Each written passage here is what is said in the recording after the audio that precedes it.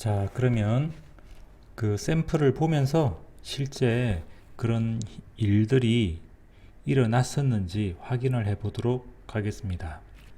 이건 뭐 제 사주고요. 이게 경술, 기묘, 기축, 기사에 해당하는 팔자 8글자입니다. 자, 남자 사주이니까 아까 얘기한 것처럼 자, 일간이 기토일간이네, 그죠? 자, 기토일간이다. 토에 가는 재성은 수에 해당하는 오행이다. 수에 해당하는 글자는 임수 또는 개수 또는 해수 또는 자수에 해당하죠.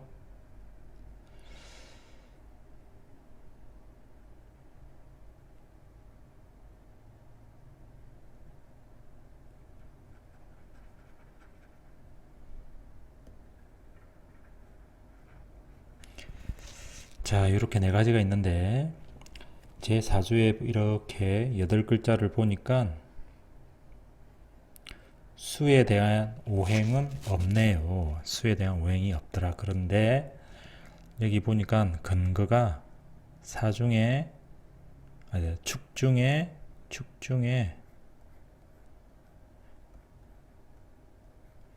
개수가 있네요. 요건 편재 성분이지만 어찌됐든 재성의 성분입니다.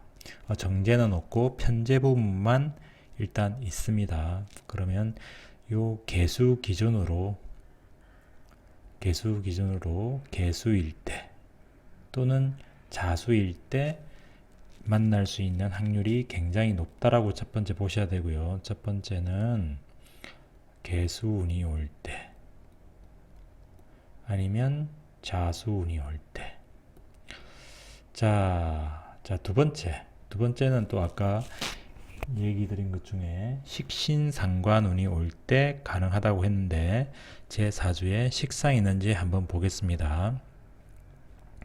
요 경금에 해당하는 글자가 천간으로 딱 드러나 있네요. 그러면 요 경금이 올 때 또는 지지에 신금이 올 때도 가능성은 있지만 일단 어찌됐든 첫 번째 해당하는 것은 개수와 자수에 해당하는 글자가 되겠습니다. 그래서 요 두 가지 포인트를 일단 두고 운이 흘러온 시점들을 한번 바라보도록 하겠습니다. 이때 20년, 30년 전만 해도 결혼하는 시점들이 나이대가 대체로 25세에서 한 31세, 32세 이 정도가 대부분 결혼을 많이 했습니다.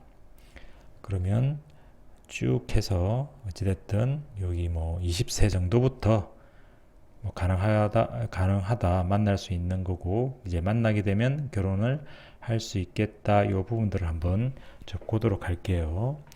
그러면 19세 때부터 우선 수가 온 시점들을 쭉 보도록 하겠습니다. 여기 임신년 23세 임신년에도 수가 왔고요. 24세 계유년에도 수가 들어왔고요. 26세 을해년에도 수가 들어왔고요. 27세 병자년에도 수가 들어왔습니다. 이제 그 뒤에는 이제 수는 없네요. 그러면 23세, 24세, 26세, 27세가 일단 가능성이 있다라고 보는 거고 그 다음에 제가 첫 번째 제일 가능성이 높은 건 개수가 올 때이거나 아니면 자수가 올 때라고 했습니다. 그러면 여기에 보시면 24세 첫 번째 개수운이 왔네요. 그 다음에 27세 자수운이 왔죠. 그 다음에 여기 23세 임수, 26세 해수 요 운들도 지나오긴 했지만 실제적으로 제가 지금 현재의 철을 만난 시점은 여기 있는 27세 병자년에 이 자수가 왔을 때 만났습니다. 그때 만났다. 자, 아까 말씀드린 첫 번째, 두 번째 이론에 해당하네, 그죠? 이때 만났더라. 자, 그러면 결혼은 언제 했느냐? 결혼은 28세 정축년에 결혼을 했습니다. 선생님, 그러면 정축년에는 왜 결혼을 했나요? 요 축토가 부부 자리잖아요. 그죠? 배우자 자리다. 배우자 자리가 같은 글자가 오면 움직임과 변화가 생긴다. 그래서 정축년에 결혼하게 된다. 17세에 배우자를 만났기 때문에 28세가 되는 거죠. 무조건 축년이 왔다 해서 결혼이 되거나 하는 건 아닌 거는 아시겠죠? 그래서 사주에 식상과 재의 어떤 그 연결고리 아니면은 그 유무, 어떤 그 근거지 이런 것들을 잘 보시고 그 글자와 동일한 글자들이 왔을 때 어떤 만남이나 어떤 결과나 이루어진다라고 보셔야 되고, 만약에 이게 그러면 임수나 해수가 없을 때 이 사주는 어떤 현상들이 일어났나요? 라고 했을 때는 그 임수와 해수가 올 때는 생각과 마음은 있었으나 결과는 없다. 내 생각과 마음만 움직였다. 저희 운이 이제 뭐냐 하면, 운이라는 게 그렇습니다. 그 해 운이 수운이 왔다. 그러면 수에 해당하는 내 생각이 먼저 움직이게 되는 거예요. 내 생각이 움직였는데 내 사주에 어떠한 근거도 없고 연결고리가 없고 만들어질 수 없는 사주라면 내 생각은 움직였지만 어떤 결과물이나 결실을 맺기에는 어려움이 있는 거다. 그래서 임수나 해수에는 아무런 어떤 결과물이 전혀 나타나지 않았다라고 보셔야 됩니다. 물론 이런 건 또 있어요. 이때 수가 강해지는, 뭐 예를 들어서 해외를 갔다든지 아니면 금기가 강한, 예를 들어서 부산 지역으로 갔다든지 아니면 금기가 강한 미국으로 갔다든지, 그렇게 되면 이 글자들의 어떤 기운이 강하게 움직임으로 인해 가지고 내 사주의 어떤 에너지를 보강하게 됩니다.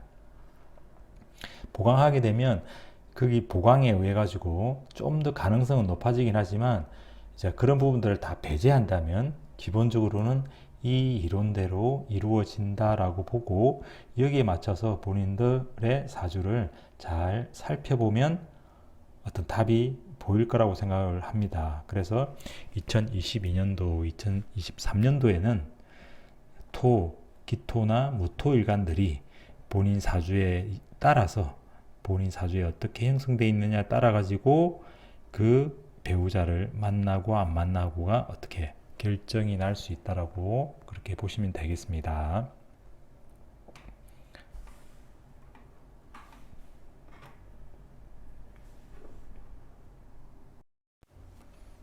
자, 이제 두 번째 샘플을 한번 보도록 하겠습니다. 자, 두 번째 샘플은 요 간목일간이네, 그죠? 요 간목이다. 자, 목일간에 우리가 재성에 해당하는 글자는 토 글자가 되죠. 근데 이 사주에 보니까 토가 굉장히 많네, 그죠? 여기 무토, 여기 술토, 술토, 축토, 토가 많습니다. 근데 보니까 토는 4개나 많은데 화는 없다. 완전히 없는 건 아니고요. 자, 인중에 병화가 있고, 자, 술중에 정화가 있습니다. 약하게 있는 거죠. 강하게 있는 건 아니고. 그러면 사주에 토는 많은데, 제 본인 사주에 토는 많은데, 극할 토는 많은데 연결시켜주는 화에 해당하는 화의 다리가 부재한 상황이다. 지장간에 미약하게 있다.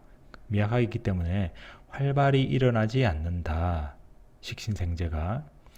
자, 그렇게 되면 이 사주 같은 경우는 토운이 올 때보다, 그러니까 재성운이 올 때보다 화운이 올 때가 여자를 이렇게 만나지게 되는 그런 케이스가 되겠습니다.